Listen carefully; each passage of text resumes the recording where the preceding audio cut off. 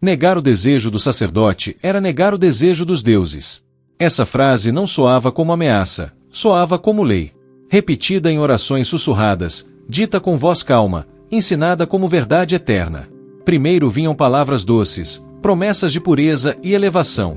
Depois, sem aviso, os limites começavam a desaparecer. Um toque nas mãos durante a prece. Ombros ajustados diante do altar. Dedos no rosto, no pescoço, sempre lentos, sempre sagrados. Nada parecia errado isoladamente. Esse era o método. A soma quebrava a vontade. Aos poucos, resistência virava culpa, medo virava impureza. As meninas aprendiam que o corpo já não era delas. Era dos deuses. E os sacerdotes eram a mão visível dessa vontade. Quando o corpo deixa de ser seu, o silêncio deixa de ser escolha. Nesse momento, o templo já havia vencido. No auge do poder do Egito Antigo, quando as colunas de Karnak ainda brilhavam com tinta viva e o nome dos deuses fazia reis tremerem, havia um caminho do qual ninguém retornava, um caminho feito de pedra, silêncio e promessas sagradas que nunca seriam cumpridas, e esse caminho começava no instante em que uma menina atravessava os portões do templo não como serva, mas como oferta, porque ali a fé não salvava, a fé tomava, e o que era entregue aos deuses raramente voltava inteiro. Neferura tinha 12 anos quando caminhou pela última vez como pessoa livre, segurando um amuleto costurado às pressas pela mãe, enquanto o pai mantinha os olhos baixos, repetindo para si mesmo que aquilo era uma honra, que os sacerdotes sabiam o que faziam, que os deuses recompensariam o sacrifício, mas no fundo do pátio já se ouvia o som que marcava o fim de uma identidade. O som da pedra fechando atrás de alguém que nunca mais seria chamada pelo próprio nome. Antes de qualquer ritual visível, antes de qualquer canto, vinha o primeiro ato real do templo, aquele que não aparecia nos relevos nem nos hinos, a invasão absoluta da intimidade, apresentada como purificação, conduzida em câmaras onde a luz não entrava e o tempo deixava de existir, onde corpos jovens eram tratados não como pessoas, mas como objetos a serem avaliados, registrados, classificados. E se isso já te causa desconforto, este é o momento de se inscrever no Império das Sombras. Por quê? O que sustenta os grandes impérios raramente é mostrado à luz, e aqui nada será dourado para parecer aceitável. O sistema que engolia Neferura não era improvisado, era uma máquina antiga e precisa, construída ao longo de séculos, alimentada por crença, medo e burocracia, porque os templos do Egito não eram apenas casas de oração, eram impérios econômicos, donos de terras, de gado, de aldeias inteiras, bancos sagrados que emprestavam grãos, cobravam juros. Quando a dívida não podia ser paga, aceitavam outro tipo de moeda, uma filha, apresentada como bênção, registrada como serva, tratada como propriedade.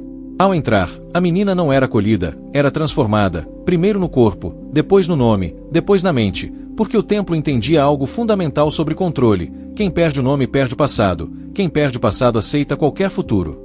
O nome antigo era destruído diante de seus olhos, escrito em fragmentos de cerâmica e quebrado como se fosse algo impuro, enquanto um novo nome era concedido, um título funcional, algo que não pertencia à família, nem à história, apenas ao templo, e naquele momento ela deixava de existir legalmente para o mundo exterior, morta nos registros, viva apenas como função.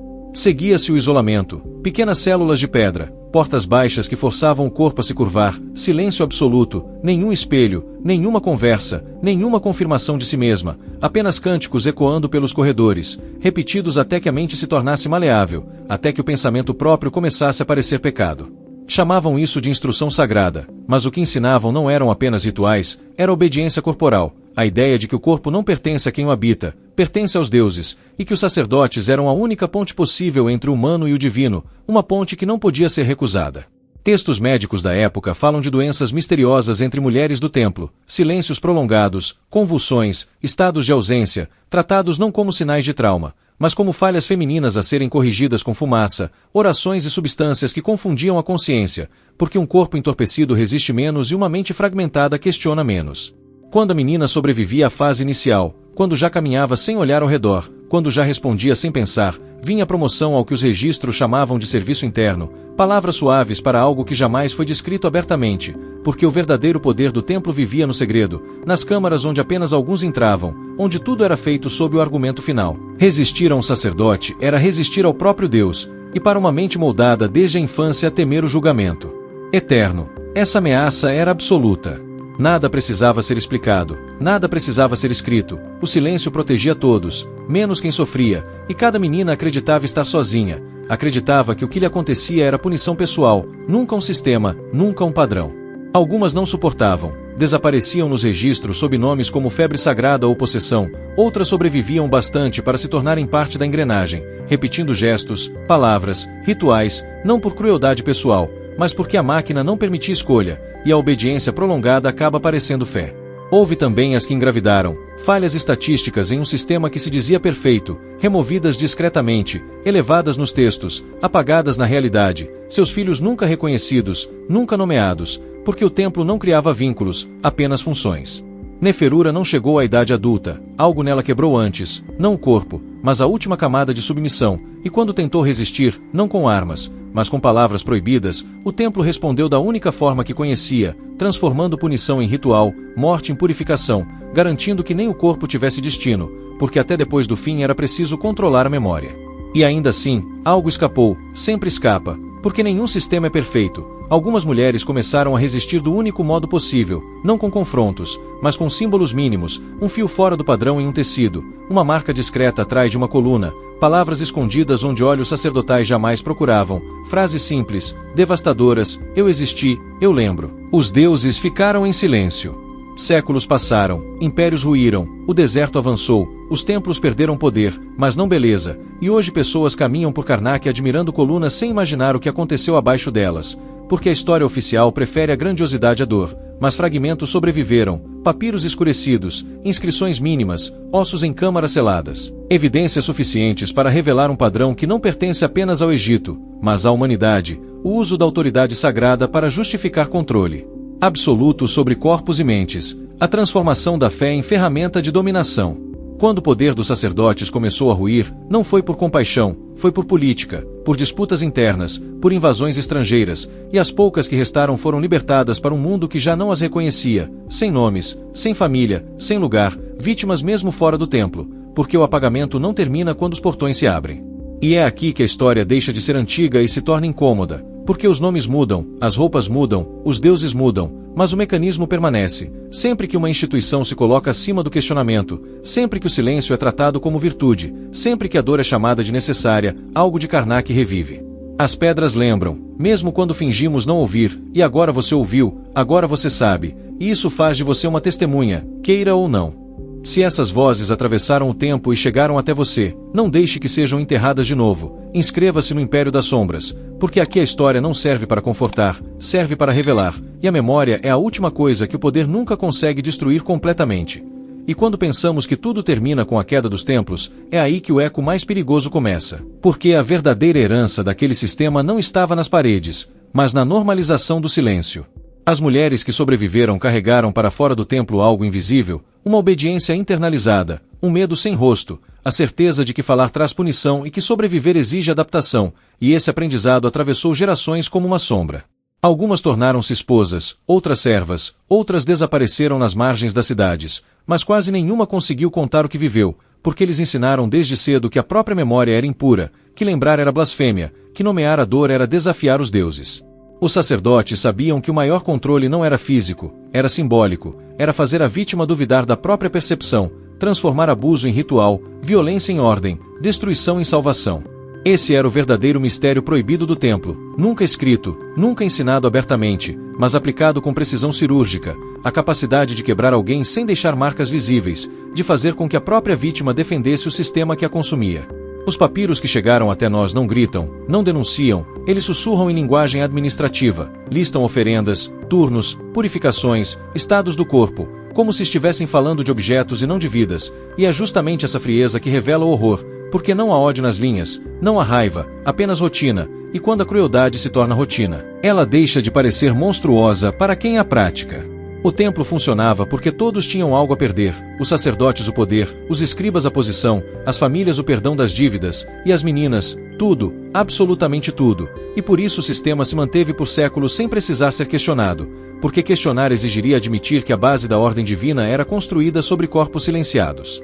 Mesmo os faraós, proclamados deuses vivos, raramente enfrentavam esse poder, porque sua legitimidade passava pelos mesmos sacerdotes que controlavam os rituais, os presságios, os augúrios, e assim o abuso se escondia atrás de uma simbiose perfeita entre política e fé, onde ninguém era totalmente inocente e ninguém queria ser o primeiro a romper o pacto do silêncio. Em raros momentos, quando alguém ousava resistir, não com violência, mas com palavra, o sistema reagia com rapidez exemplar, transformando a dissidência em espetáculo de punição, não para corrigir a rebelde, mas para educar as demais, porque o medo coletivo é mais eficiente que qualquer corrente. Ainda assim, a resistência nunca desapareceu por completo, ela apenas mudou de forma, tornou-se mínima, quase invisível, um gesto fora do padrão, um erro proposital, um símbolo que só quem sofreu sabia ler, uma rede silenciosa de memória espalhada em pedra, tecido e poeira. Essas mulheres sabiam que não venceriam em vida, mas também sabiam algo que o templo jamais conseguiu apagar, que a verdade tem paciência, que pode dormir sob a terra por milênios e ainda assim despertar quando alguém decide escutar. Quando arqueólogos modernos encontraram câmaras seladas, inscrições apagadas às pressas, restos humanos fora dos rituais funerários tradicionais, muitos preferiram explicar como exceções, acidentes, desvios, porque aceitar o padrão exigiria reescrever uma narrativa confortável sobre civilização, progresso e espiritualidade.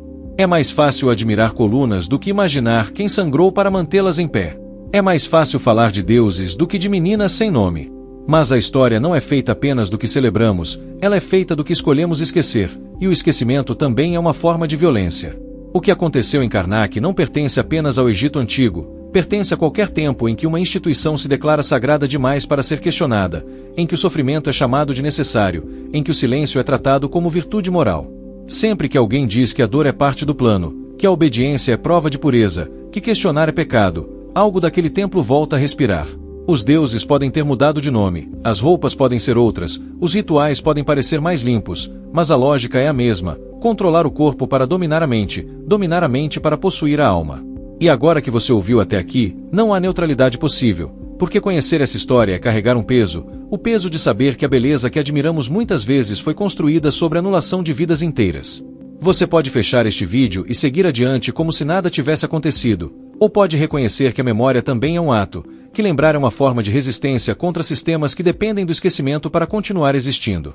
As mulheres de Karnak não pediram vingança, não pediram justiça tardia, pediram algo mais simples e mais difícil, que alguém as escutasse sem dourar a verdade, sem transformar dor em espetáculo vazio, sem chamar horror de mistério bonito. Se você chegou até aqui, você escutou, e isso já rompe uma cadeia que durou milênios. Por isso, se este canal existe, é para isso, para carregar vozes que tentaram apagar, para olhar onde a história oficial vira o rosto, para lembrar que civilização sem consciência é apenas uma forma sofisticada de crueldade.